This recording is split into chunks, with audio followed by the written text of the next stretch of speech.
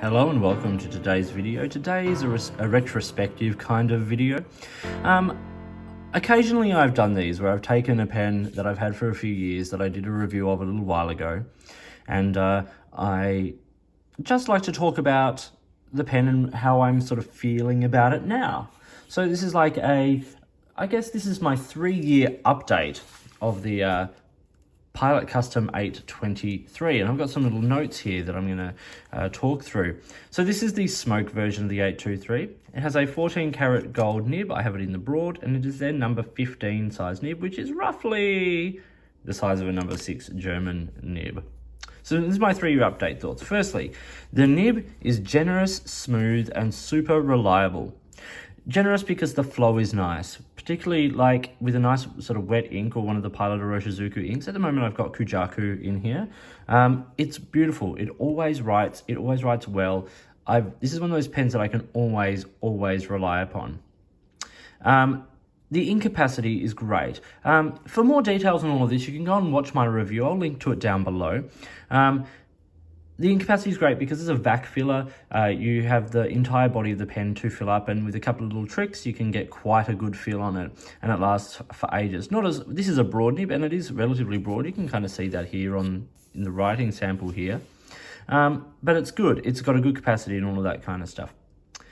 The other thing I love is the size of this pen. It's really a good size. Like, I'm going to show it here alongside the Custom 90 Heritage 92. So you can see it's a pretty decent sized pen. The Heritage 92 comes in about 136 millimeters, so it's not a small pen. So this is the 823 is a great size. And the other thing I love is the simple, elegance of it. Nice cigar shape, gold trim. This is the smoke, as I said, so it's like transparent, like you can kind of maybe see through the pen slightly. Maybe if I just hold the cap, you could see that it's sort of slightly transparent there. It's nice. It's really beautiful, and it's got, when you think of pens like flagship pens from other brands, things like the Mont Blanc 149, they have a similar kind of classic profile, and that's kind of what makes them unique and beautiful. Little point I want to make here is the cost versus value. So in the US, this pen retails for $288. In Australia, one price I found from a major retailer is $495. Now, for that price, you are getting a really nice pen with a good filling system, with a great nib and all of that kind of stuff. But it is a lot of money. So what is the cost versus value? So cost is the price, value is what it's worth to the user. I find this pen to be worth every cent. As I said, the writing with this pen is beautiful. I'm going to do a little writing sample in just a minute. It is just stunning. For me, this is one of those pens that comes super close to being the perfect fountain pen.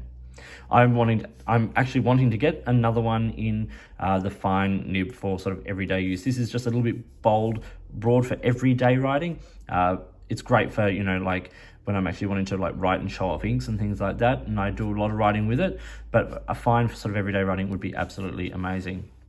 One thing I have noticed after 3 years, and this is super minor, and it probably won't even come up on the video, is that there is a very slight crack. This is how minor it is. You can see it and feel it in certain light there. This is a tiny little crack just in there. It's not going to come up on the video.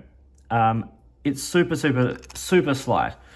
But something just to be aware of, that these are basically plastic pens. Yes, they are called resin, but they are basically plastic. So just still be careful of that. This metal ring goes to here, and that stops it from cracking because that is where the threads engage. But if you drop this cap or if you drop the pen, this is a point of weakness because it is relatively thin plastic. Dimensions for this pen, 149 millimeters, so really good size. 131 when it is uncapped, perfect size in the hand for me. Absolutely perfect. I rarely write with this pen posted. It just becomes quite large at 164 millimeters. And then a 10.5 millimeter section.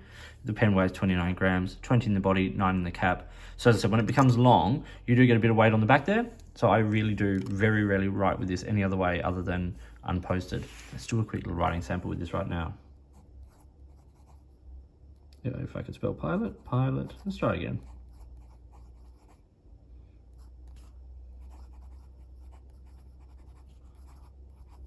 Pilot Custom 823. This is a broad I said it's 14 karat gold. Set up there. The ink is Pilot Yoroshizuku Kujaku. Now, you can see from this writing sample, this pen is writing quite wet. I love it. It's smooth, it's reliable, it does everything it needs to do. So go back and watch my original review. This is just my 3-year update. I love this pen. This is going to be in my collection forever. As I said, I want to add another one. So thank you for watching my 3-year update on the Pilot Custom 823. Hope you found it interesting and useful. If you did, give it a thumbs up and subscribe to the channel. Hit the notifications button. Please get in touch. All that kind of stuff. If you've got something you'd like me to look at, or if there's a way you would like to support the channel, please get in touch. I would love to hear from you. In the meantime, I'll talk to you soon.